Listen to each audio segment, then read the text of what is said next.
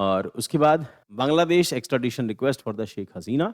ये इंडिया और बांग्लादेश के बीच में आजकल एक नया गर्मा-गर्म टॉपिक चल रहा है। वो कह रहे हैं बांग्लादेश की शेख हसीना का एक्स्ट्राडिशन हमारे यहाँ पे कर दो। इंडिया कहता है हमारे यहाँ तो जी पुराने ज़माने से परंपरा रही है कि शरण में आए हुए आदमी को हम लोग, है ना, किसी को हैंड ओवर नहीं करते। तो ये नहीं हो सकता कि हम शेख हसीना को वापस कर दें। इम्पॉर्टेंट पॉइंट ये है कि शेख हसीना आज भी टेक्निकली बांग्लादेश की इलेक्टेड प्राइम मिनिस्टर है और सबसे ज़्यादा वोट से वो जीती हुई हैं। ये अलग बात है कि वहाँ पे पॉलिटिकल जो भी कंडीशन टर्मोइल जो डेवलप हुआ, उसके बाद से शेख हसीना को इंडिया आना पड़ा। बट अभी तक शेख हसीना को किसी कोर्ट ने फांसी की सज़ा, किसी कोर्ट ने उसको सज़ा नहीं डिक्लेयर की। जो भी कंडीशंस अवेलेबल हुए पॉलिटिकल वेंडेटा से हैं और वहाँ पर जो भी हो रहा है इस टाइम पर वो एंटी इंडिया है। और जब हो सकता है शेख हसीना जब अपने कंट्री में दोबारा वापस जाएँ, हालात वहाँ पे नॉर्मल हो जाएँ, वर्ल्ड के प्रेशर में वहाँ पर जब इलेक्शंस हों, देयर इज़ पॉसिबिलिटी, क्योंकि 1 साल तक ये साहब कह रहे हैं कि हम लोग इलेक्शन नहीं कराएँगे और जब इलेक्शंस होंगे ऑब्वियसली शेख हसीना वापस जाएँगी। हो सकता है कि तब तक कंडीशन इतनी खराब हो जाए शेख हसीना दोबारा प्राइम मिनिस्टर बन के आ जाएँ और फिलहाल तक तो इंडिया के साथ इनके रिलेशन जो हैं शेख हसीना के पीरियड तक बहुत अच्छे थे। खालिदा ज़िया जो हैं वो क्योंकि उसको शेख हसीना की पॉलिसी के ऑपोज़िट काम करना है और वो थोड़ी फ़नेटिक जो आइडियोलॉजी वो कैरी करती हैं, उनकी पार्टी भी, प्लस मोहम्मद यूनुस जो हैं इनकी भी कुछ-कुछ सोच वैसी ही है, फ़नेटिक है।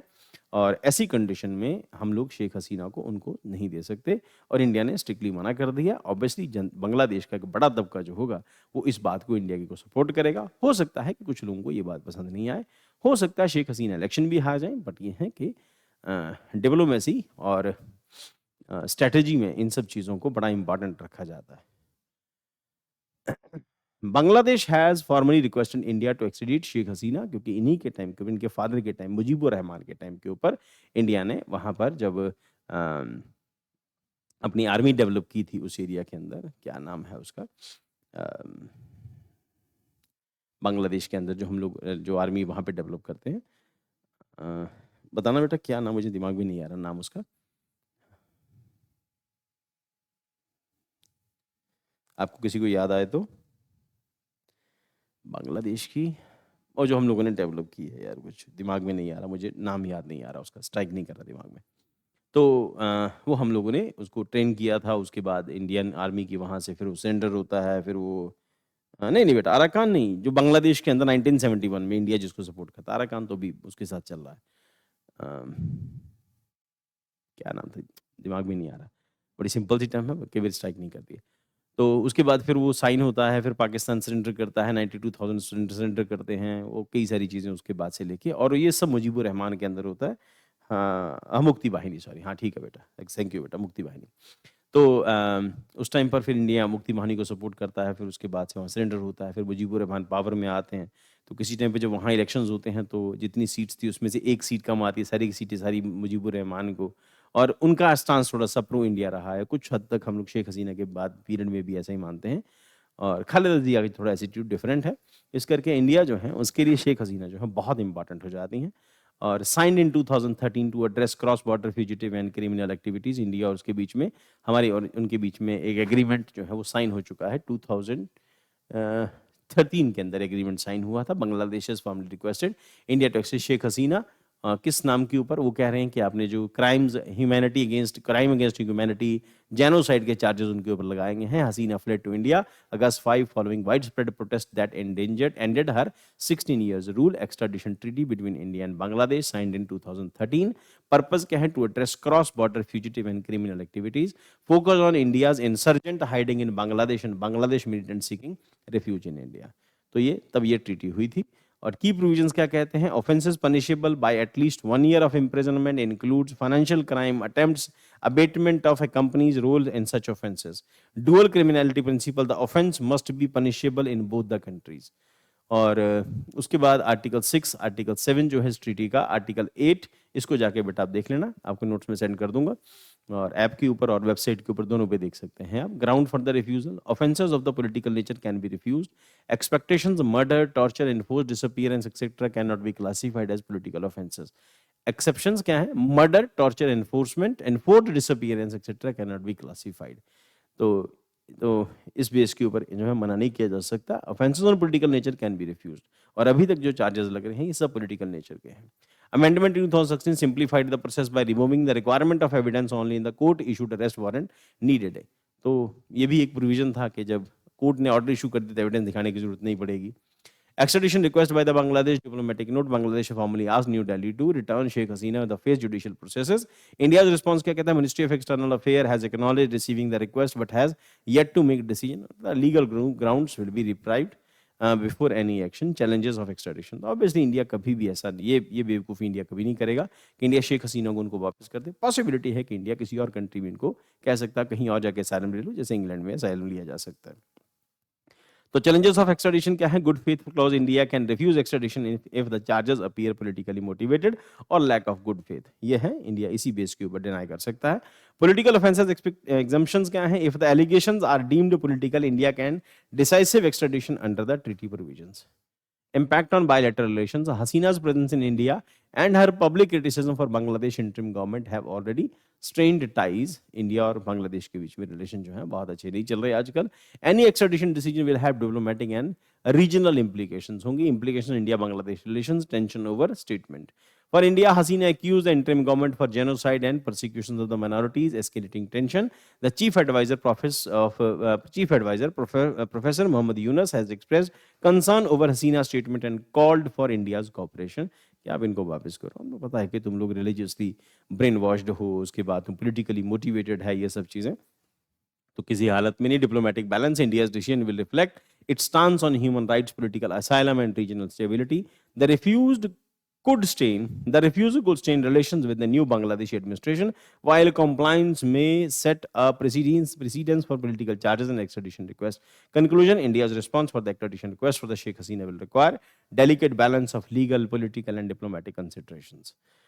सो किसी भी कंडीशन में फिलहाल तो ऐसा नहीं लग रहा कि इंडिया ऐसे ही कोई शेख हसीना है को उस देश की प्राइम मिनिस्टर रह चुकी हैं, कोई वो है ना वो मिट्टी का टुकड़ा नहीं है उठा के उनको दे देंगे, ऐसा नहीं है। तो अगर अगर ऐसे कभी हालात बने भी तो बहुत वर्स्ट कंडीशन होगी जब इंडिया ऐसा करेगा, और इंडिया ऐसा डिप्लोमेटिक जो है मिस्टेक कभी नहीं कर सकता, और इंडिया इनको कहीं और भेज देगा, वहाँ से फिर उस कंट्री की सिरदर्दी है। डिपेंड करता है इनको कौन कंट्री इस तरह का इंडिया के अलावा जो है पॉलिटिकल असाइलम इनको देती है, वो मांगती भी है कि नहीं भी, ऐसे सर्कमस्टांसेस डेवलप होते भी है कि नहीं भी, क्योंकि इंडिया को बांग्लादेश के अगेंस्ट वॉर छेड़ने की जरूरत नहीं है। फूक भी मार देंगे तो बांग्लादेश उड़ जाएगा, है ना। बट ये है कि उसका एक अपना एक उसका अपनी इंडिविजुअलिटी है बांग्लादेश की, तो इस करके इंडिया ऐसा कुछ करेगा नहीं। बट अगर हमें लगेगा कल को हमारी जो बॉर्डर है वो सिक्योर नहीं है तो anything can be done. So, center scraps no detention policy for 6th, 5th and 8th class. अब पिछले कुछ सालों से चल रहा था कि 5वीं और 8वीं क्लास के बच्चों को फेल नहीं किया जा सकता। उसमें क्या हो रहा था कि एजुकेशन जो है डिटीरियोरेट होती जा रही थी।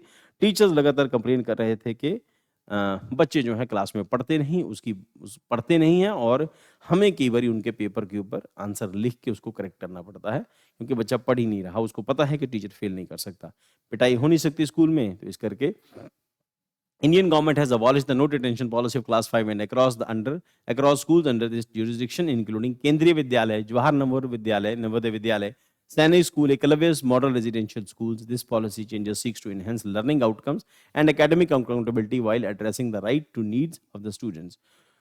Overview of the no detention policy introduced under the Right to Education Act 2009 में introduced with the policy prohibited the detention of students up to class 8 to ensure inclusive education. के बच्चे fail हो जाने की डर से आते नहीं हैं, तो इस करके बच्चे ना अपने आप को खराब फील ना करें, इस करके ये पॉलिसी लेके आए थे। द अडॉप्शन स्टेटस क्या implemented by 18 states and UTs, Delhi, Rajasthan, Tamil Nadu for example. Pending decisions क्या है? हरियाणा और पुडुचेरी के अंदर ये पॉलिसी इंप्लीमेंट नहीं हुई थी। Continue no detention Andhra Pradesh, Kerala and Maharashtra, इन्होंने अभी भी कहा है हम लोग कंटिन्यू करेंगे इसको। Reason for scrapping the no detention policy, academic delusion. Critics argued that the policy led to the decline in academic standards and reduced students' accountability. Schools risk being perceived as midday meal hubs rather than center of learning. State and expert advocacy क्या by 2016 most states supported abolishing the policy during the Central Advisory Board of Education meeting. The Central Education Policy in 2020 emphasized improving learning outcomes while ensuring access, balancing accountability and equity, aimed at encouraging seriousness in the academics while offering remedial measures for struggling students. Key provision for new policy क्या है? Promotion of re-examination. Students failing annual exams in class 5th or 8th will receive remedial instructions. They will give a re-examination opportunity within 2 months. Failure in the re-exam may lead to detention.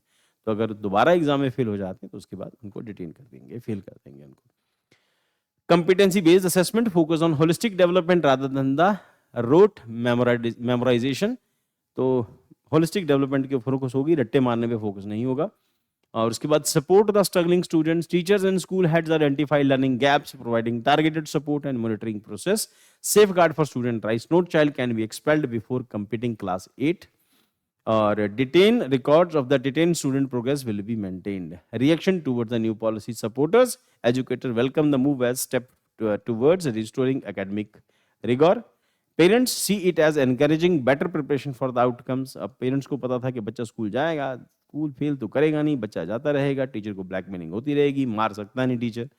Critics के कहते हैं education is concerned that the detention may increase dropout rate and undermine the RTE inclusivity goals, highlight the need for integrating continuous and comprehensive evaluation and monitor progress. Recommendations for implementation, preventive measures, early identification of the at-risk students, address learning gap throughout the academic year, implementation oversight, school head to ensure progress monitoring and support of detained students. उसके बाद holistic implement, incorporate CCE to track program and reduce stigma associated with the failure.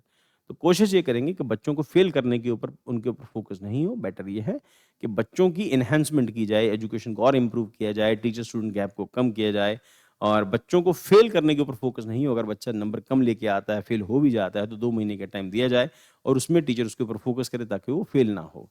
Then उसके बाद conclusion क्या है? Abolition of the no detention policy represent a shift in India's education approach aiming to balance accountability with inclusivity. The success of this initiative depends on effective implementation, teacher support, ongoing monitoring of to ensure learning outcomes without alienation struggling students. The comprehensive and student-centric approach is vital for achieving the policy intended objectives. उसके बाद SPADEX mission क्या है? अब ये जो है ये आप लोगों के लिए ये बहुत इंपॉर्टेंट न्यूज़ है। इस न्यूज़ में India it is a step forward for making international space station of Indian space station. और हम लोग डिस्कस कर चुके हैं कि इंटरनेशनल स्पेस स्टेशन जो है वो अभी तक का मोस्ट एक्सपेंसिव ह्यूमन इन्वेस्टमेंट है और $100 बिलियन उसके ऊपर खर्च हो चुके हैं, $100 बिलियन। और उसमें अमेरिका पहले 1989 में इसको स्टार्ट करता है, फिर उसके बाद इसमें कुछ कंट्रीज और जुड़ जाती हैं। बट ये है कि ये प्रोसेस जो बहुत बड़ा है और फुटबॉल के ग्राउंड जितना बड़ा लगभग जो है इंटरनेशनल स्पेस स्टेशन है। और उसी तरह से इंडिया भी अपना स्पेस स्टेशन बनाने के प्रोसेस में पहला स्टेप यही है कि हम लोग इस पॉलिसी के ऊपर, इस टेक्नोलॉजी के ऊपर काम करेंगे, यहाँ से चीज़ों को वहाँ लेके जाना, फिर उसको स्पेस में जोड़ना। 700 किलोमीटर की हाइट के ऊपर इंटरनेशनल स्पेस स्टेशन इंडिया बनाएगा और उस प्रोसेस में स्टार्टिंग यहाँ से स्पेडेक मिशन के थ्रू होगी। इसमें PSLV C60 यूज़ किया जाएगा। C60 मतलब अभी तक की 58 फ्लाइट हो चुकी हैं PSLV की और उसकी ये जो है 60th जो है इसको नाम दिया गया है C60। 58 फ्लाइट हो चुकी हैं, 57 जो है सक्सेसफुल रही थी, 1 फ्लॉप हुई थी। तो हम लोग डिस्कस कर चुके हैं इसको कि ये वर्किंग हॉर्स है और इसरो का और बहुत सक्सेसफुल इसने बहुत सारे मिशन इंडिया के लॉन्च किए हैं। The Indian space research organisation ISRO preparing to launch a record 24 scientific experiment on board on PSLV orbital experimental module, POEM इसको नाम दिया है, satellite under the SpaDeX mission. SpaDeX mission the space docking experiment इसका पूरा नाम है। The space docking experiment is pioneering mission by ISRO to develop technology a critical step towards advanced space operations. Objective क्या है? Demonstrate in space docking between 2 small spacecraft, Chaser और SDX-XO। और इसमें क्या होगा कि इसमें 2 सैटेलाइट्स को लॉन्च किया जाएगा। यहाँ इसके साथ 2 सैटेलाइट्स को लॉन्च करेंगे, फिर उसके स्पेस में जाके उनकी डॉकिंग होगी, यानी कि स्पेस में उनको जोड़ा जाएगा। और डॉकिंग का मतलब होता है वहाँ पर खड़ा रहेगा, फिर वो स्टेबल हो जाएगा, टिका रहेगा, जैसे शिप जो है डॉक के ऊपर खड़ा रहता है। तो कुछ वैसा है। सिग्निफिकेंस क्या है? Paves the way for future lunar mission, essential for the development of भारतीय अंतरिक्ष स्टेशन BAS। जैसे हमने डिस्कस किया कि रशिया अपना डेवलप कर रहा है, चाइना अपना कर रहा है, इंटरनेशनल स्पेस स्टेशन अपना है ही है। Key to satellite servicing, refuelling and assembly of orbit. Key of satellite servicing, refuelling and assembly of orbit. और उसके बाद मिशन ओवरव्यू क्या है, लॉन्च व्हीकल PSLV C60 से लॉन्च करेंगे। ऑर्बिट क्या होगा, 470 kilometre circular orbit at 55 degree inclination. तो इसका इंक्लाइनेशन 55 डिग्री पे रखेंगे, जिसको हमने डिस्कस किया कि 55 डिग्री इंक्लाइनेशन रखना, उसके पीछे लॉजिक जो है वो अर्थ को कवर करना है। और बाकी यहाँ पर मेंशन्ड है, कॉन्टेक्स्ट क्या है, ISRO gearing up SpaceX mission design to demonstrate the showcase of orbit docking capabilities. और 2 स्पेसक्राफ्ट इसमें लॉन्च करेंगे। The mission involves launch of 2 spacecraft namely the chaser and target. तो 2 स्पेसक्राफ्ट्स हैं, एक का नाम चेजर है, एक का नाम टारगेट है। Importantly mission plays crucial role in enhancing the functionality of space station. Objective क्या है, key objective of SpaceX mission to execute a complex autonomous docking procedure in orbit. तो ऑर्बिट में डॉकिंग प्रोसेस करना है, 2 को जोड़ना है आपस में, और ऐसे ही टुकड़ों में जाएगा तो जाके स्पेस स्टेशन कंप्लीट होगा। 10 साल 20 साल। अब जिस काम को अमेरिका पहले कर चुका है, उस काम के लिए हमें उनके जो जो उन्होंने किया है और जब भी उन्होंने किया था वो बना चुके हैं। जब वो पहली बारी कर रहे थे तो काम मुश्किल था। अब इंडिया उससे पहले और भी कई सारे ऐसे एफर्ट्स कर चुके हैं, तो इंडिया जब इस एफर्ट को करेगा तो ऑब्वियसली जब पहिया गोल बन ही चुका है तो उसमें और क्या एक्सपेरिमेंट करने हैं, है ना। अब तो यही होगा कि आने वाले दिनों के अंदर जो टायर होंगे उनकी क्वालिटी और बेटर होगी, है ना, यही सब कुछ होगा।